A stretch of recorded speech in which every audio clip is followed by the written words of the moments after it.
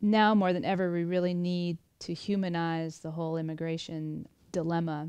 And I don't think it's humanized as much as it used to be. I think it's become so polarized and so divisive in our country that we don't see immigrants as human beings anymore.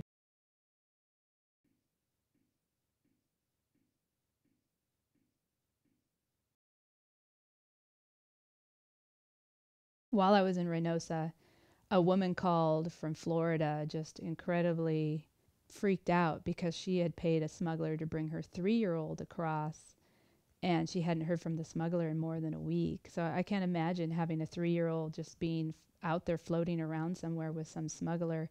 I mean, these people are under incredibly stressful situations. They come from extreme poverty in many cases.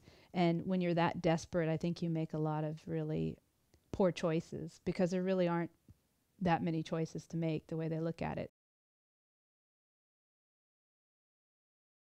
The entire river is run by the Gulf Cartel right now in Reynosa, and they control the smuggling operations there, and nothing gets past them without them being paid.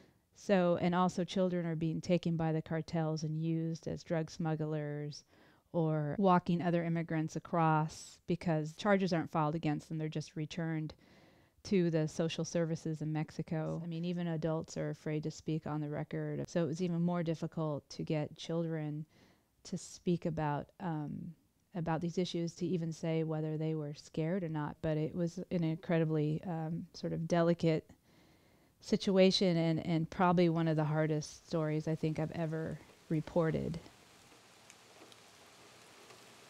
Talking to people in Reynosa, what they were telling me is that mostly it was the Central American migrants who were being kidnapped and held for ransom. I was referred to a Catholic migrant shelter near Brownsville. So I was able to briefly talk to 2 teenagers from Central America.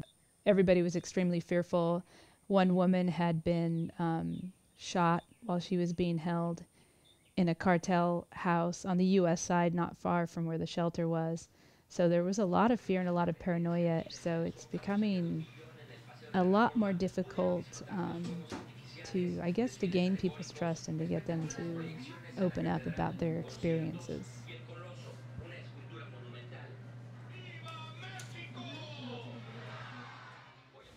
Y no me daba qué hacer, y entonces ahí fue donde el coyote a las 4 de la mañana, de toda la noche que pasamos ahí, a las 4 de la mañana llegó un hombre que manejaba un camión, un tráiler, y era una chatarrera, llevaba cosas chatarreras. El hombre ese con el muchacho se I metió. didn't know what to do. It was 4 o'clock in the morning when a man arrived in a truck. He had so much junk in his truck that another boy and I had to get into a compartment and ride underneath the truck between the wheels. The boy was choking and he couldn't breathe, and I passed out. I passed out, and I'm not sure when they got me out of there exactly, but I do know that I was there for at least 7 hours, from 4 in the morning until after 12 o'clock in the afternoon.